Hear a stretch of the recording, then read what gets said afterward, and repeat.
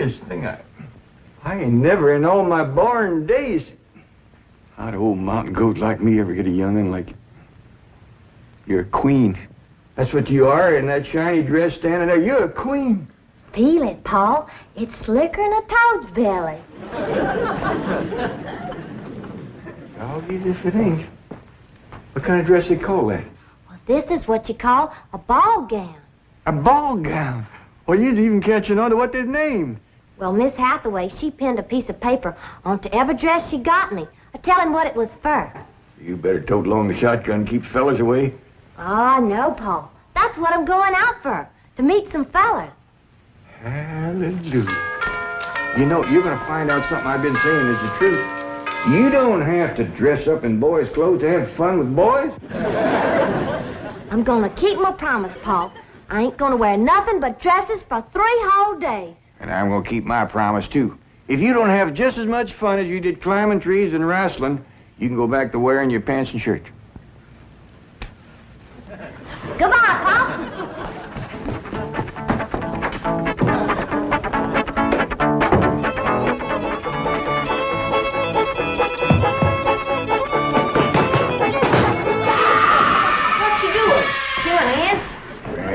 This place ain't got no ants. I'll tell you something else it ain't got. That's me. I'm gonna pack up and go home. Now, wait a minute. Hold on there. This is home. Not to me it ain't. And for my part, they can give Beverly Hills back to the Indians. Or whoever else was fool enough to come here in the first place. Come on, let's go in here and sit down and we'll talk this whole thing over.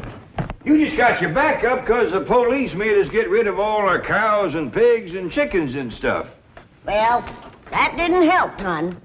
But if they don't allow folks to have stock, why have they got that all-fired fancy stock pen down there? Well, Granny, it turned out that there was something called a tennis court. What in tarnation is a tennis? I don't know, but one of these days we'll get us a pair of them and go to raise them out there. Well, you go to raising them. I'm going back home, where I can get some good things in life, like hog jowls and possum shanks. Now, hold on, Granny. Jethro's out hunting possums right now. Well, he won't find none. I've been all over these Beverly Hills, and I tell you it ain't easy. Climbing fences and walls and jumping over hedges to get around those cement ponds where there are a lot of half-naked women laying there smearing themselves with oil and yelling at you to get out, get out. I tell you, Jed, this place is full of the laziest, greasiest, unfriendliest mess of people I ever did lay my eyes on. Here's Jethro. Hi, boy. What'd you get? I got chased by a fellow with a club. Now, you hear that, Jed? It says Beverly hillbillies picking on a little boy like Jethro.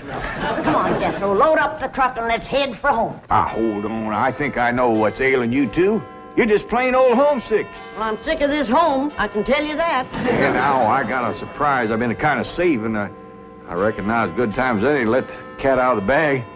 We need pigs and chickens, and he gets us a cat. Now, that ain't the surprise, Granny. The surprise is Pearl's coming out here. Ma's coming out here? Yeah, and she's bringing your sister Jethrine. Hot diggity dog. Yeah, I wrote her a letter. I said, Pearl, I says, why don't you come out here and bring Jethrine? We got lots of room and plenty to eat, and we sure is a hanker to see you. Oh, boy. I gotta get us some possum now, because if there's one thing Ma and Jethrine likes, it's grits and possum shanks. You don't look particular cheered up, Granny. Jed, you might fool that boy with a story like that, but not me. What do you mean? Since when can you write letters? Well, now, hold on, Granny. Now, wait a minute. Wait a minute. Granny, I didn't write that letter by hand. Held the pencil twixt your toes, did you? No, I wrote it by a new way. The banker's secretary showed me. It's called dictation.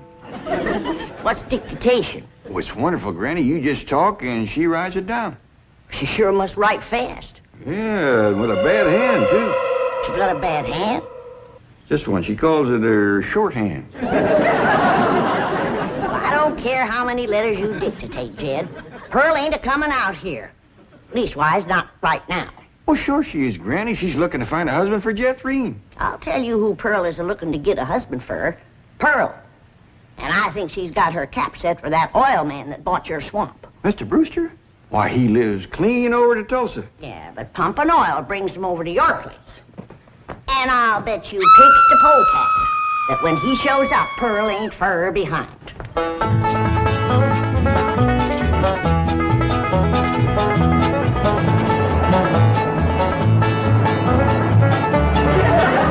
There he is. Hold on, Jeffrey.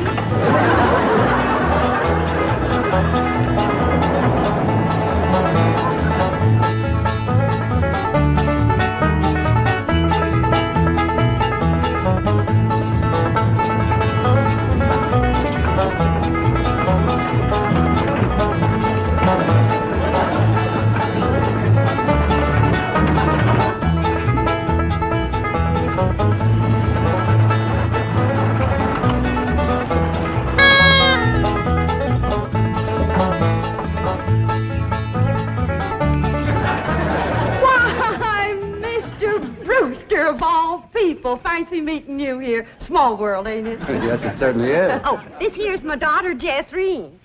This is Mr. Brewster, dear. I'm pleased to meet you, young lady. Hi. May I give you a hand, Mrs. Bodine? Oh, thank you. You stay in the buggy, dear. Careful now.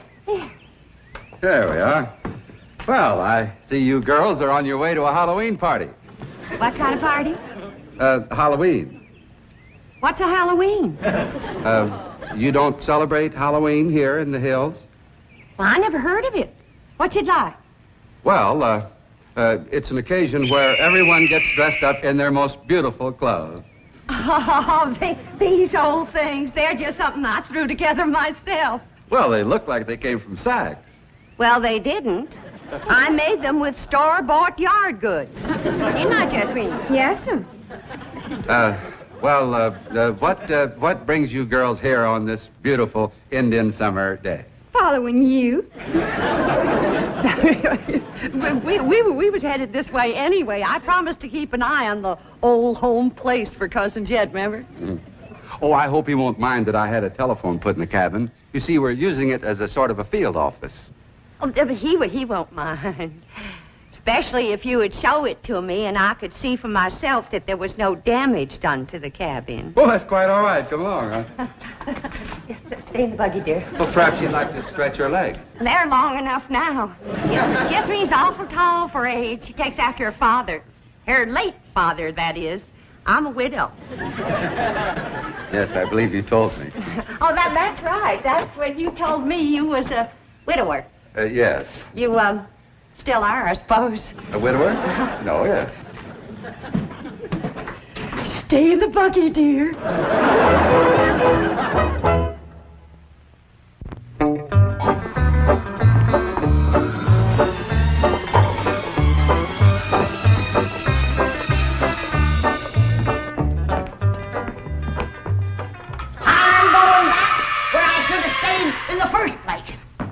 Granny, before you do something you're liable to be sorry for, you better take another look around. See all the nice things we got here that you wouldn't have back home. Like what?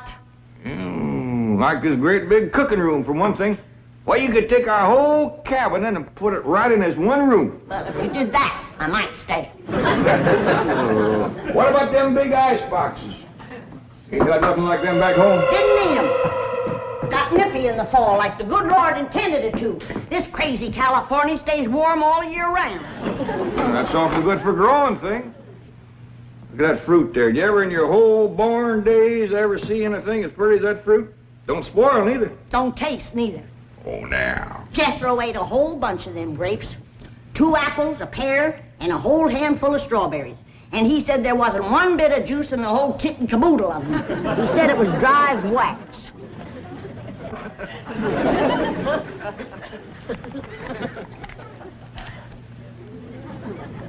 His a mite dry and gummy.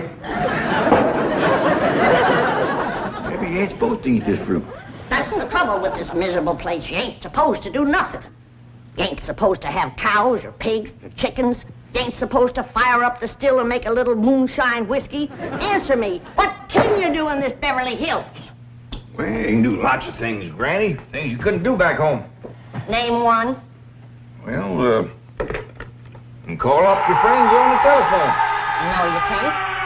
Why not? Because we ain't got no friends, that's why not. There ain't been one neighbor come a-calling on us since we're here. Oh, so that's what's ailing you. Nobody's been coming to call. Well, now you got to remember what Pearl said. This here is Beverly Hills, where the movie stars live. What's that got to do with it? What's that got to do with being friendly? Nothing. I just thought it might sidetrack you. Well, it didn't. Movie stars are people just like us, ain't they? Yeah, certainly it's prettier. Wouldn't it be worth waiting for if one of these days there come a knock on the door, and we go to answer it, and we open up the door, and standing there would be Mary Pickford. Mary Pickford? Yeah, with the golden curls hanging down her back, and her pretty little rosebud mouth saying friendly things like, howdy there, I'm Mary Pickford. Oh, what you'd say to that? I'd say, who's Mary Pickford? That's right. Granny, she's America's sweetheart. You know that movie house where Pearl played Fanny on Saturday nights? I heard of it. Well, she says little old Mary is everybody's favorite. Well, tell me this. If Mary Pickford moved in that little cabin down the creek from us back home, what would we do? Oh, we'd have gone calling and brought her over a mess of pone and skinned possum. Yeah. And has Mary Pickford brought us a mess of pone and skinned possum? No, she ain't. You gotta remember, Granny, she probably spent 4 or 5 hours a day just fooling with and combing that beautiful curls hangs clear down Uncle to... Jed! Well, hello, Jethro. What'd you get this time? I got arrested. Yeah. Policeman, he took my gun away. He said they don't allow hunting in Beverly Hills. That does it. That does it. Then he pointed to old Duke here. He said, that dog had his rabies shot? And I said, no, sir, that dog ain't had nothing shot. I'm careful with a gun. What'd he say? He said, oh, a wise guy, huh? So he put Duke and me in his police car. But we jumped out and run. Oh, is Ma and Jethreen here yet? No, and they ain't a-coming. Now, if you want to see your ma and your sis, you pack up that truck, and you and me will skedaddle back home where folks is friendly. Now, Granny. Doggone if she ain't the muleyest little woman. Granny, now just a minute. Now, Granny, will you just let me say it one time? You be quick, because I got a long trip ahead of me. Granny, I know it ain't been easy for you out here. New things is always vexing, especially at your age. But I'm bound and determined to keep this family together. And if you go back to the hills, we's all going with you. Now, I'm asking you please to stay. Not for my sake, but for Ellie Mae. Granny, what this place has done for her is a plain miracle. Why, that wild Injun has become a grand lady. I wish you could have seen her go out that door looking like a queen in a picture book. I tell you, I just wanted to sit down and bawl, the way you done when I married her ma. Now, she's just... She's out there now. Now, just wait, Granny. Wait till you see. In here, Ellie Mae. Huh? No, right. Oh, Hobbin, you don't have to wear boys' clothes to have fun with boys. May, you promised me you wouldn't wrestle. I ain't been wrestling. So what have you been doing in your ball gown? Doing what I'm supposed to do, playing ball. Oh, I made 2 touchdowns and kicked 3 field goals.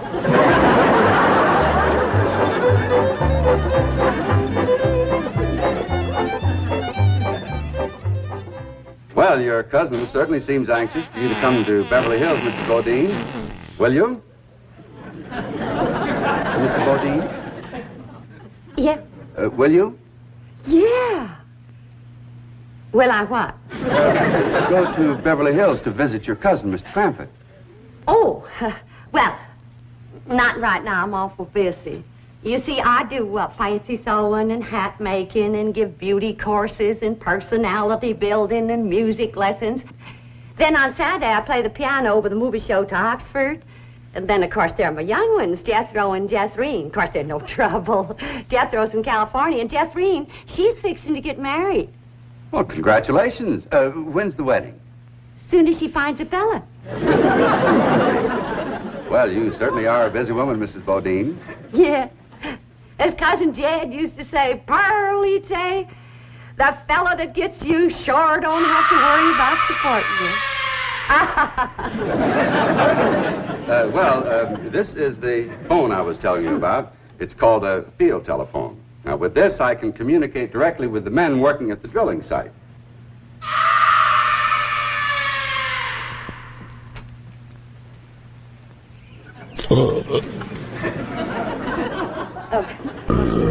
Any young men down there? Oh, yes. Any unmarried young men? I'm sure there are.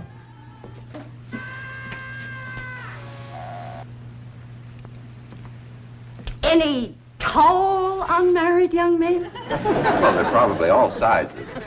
Yeah. Suppose it gets pretty lonesome working down there. Well, it's very likely. This is rather an isolated area.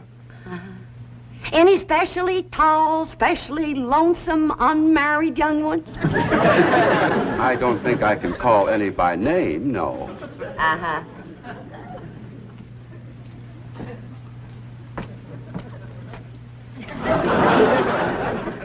Well, I was just wondering.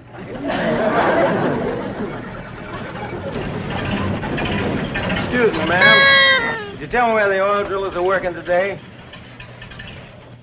Well, now. What have we here? Rebecca of Sunnybrook Farm, and pretty, too. You know what, honey? I got something here just for you. A genuine French garter imported all the way from Paris, France. They usually sell for 50 cents, but, honey, you can have it for a quarter. Listen, honey, I'm gonna be around a couple of days. You busy Saturday night?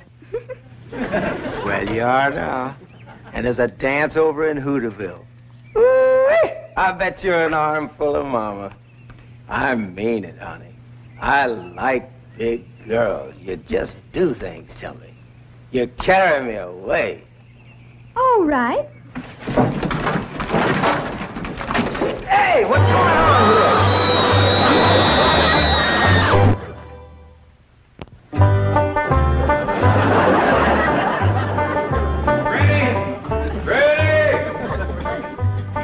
There you are. What are you doing? I'm figuring. And I figure best when I'm fishing. Ain't no fish in there. I ain't fishing for fish. I'm fishing for figuring. Yeah, what kind of figuring you fishing for? I'm fishing to figure how I can get home. Now, Granny, I've been doing some figuring, too. And you know, I think I got it figured out how come the neighbors ain't come to visit us. I'm listening. Well, the way I got it figured, out here in Beverly Hills, instead of them coming to see us, we go to see them. How come? Oh, I don't know how come. That's just the way I got it figured. Mighty convenient figuring. Granny, it wouldn't do no harm and to give it a try. A lot of things is different out here. Well, I'll fish on it for a spell. Take possum. Feed like a whale. Who said there ain't fish in here? Well, that's the prettiest I ever seen. Ah, I gotcha, you rascal. I'm gonna throw you right in the frying pan. This thing ain't nothing but skin. That's your Beverly Hills for you. All flashy and show on the outside and nothing on the inside where it counts. Fish and people is two different things. We're going to calling on our neighbors, and then we'll do our judging.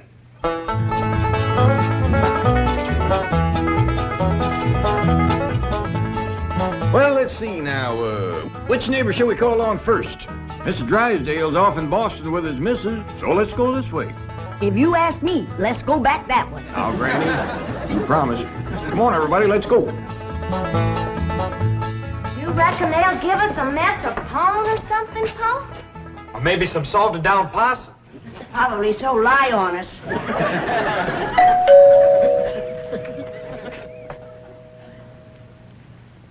I'm not expecting anyone, Agnes. Oh, it's probably just some children playing trick-or-treat, ma'am. Howdy, ma'am. We's the Clamptons. You got something for us? Yes, sir. Aren't you rather big for this? Yes, ma'am, we are. In fact, I don't see how anybody gets through that little door. Just a minute. Come in. Come in and set a spell, as you folks say up in the hill. Well, thank you. We got a lot of calls to make. This here is Granny. Howdy. Hello? I'm my daughter, Ellie. Oh. My nephew, Jethro. Oh. And I'm Jed. Hello, Jed. I'm Agnes. Just call me Aggie. Mighty nice place you got here, Aggie. Oh, shucks, 'tain't nothing but a heap of bricks, but we call it home. Well, sure is nice to meet up with you. Oh, now wait just a minute. I got something for you. Wait a second. Here you go, Granny, and Ellie, that's you, and Jethro, you and Jed. There. Yeah, thank you. That's mighty neighborly of you. And you must come and see us sometime. Yeah, we'll go hunting together. Hey, Aggie, you like to play football? Love it. Well, there's a whole bunch of fellas that plays in the pasture down the way a piece. And they'd like it just fine if I could bring some more girls along. I don't forget. Please, can we go out now? Not yet, children. Not till it gets dark.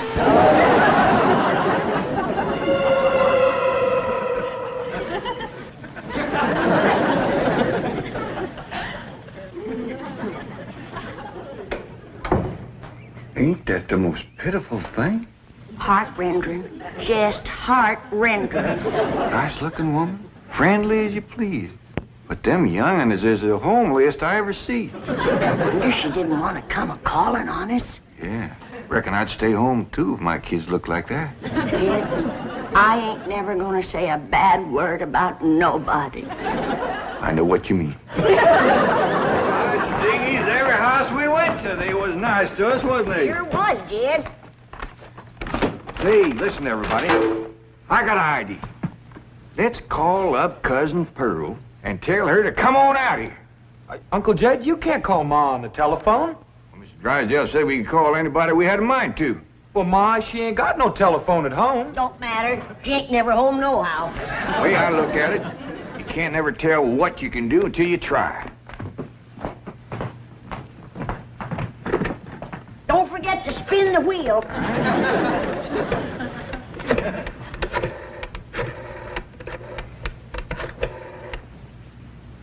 Howdy, ma'am.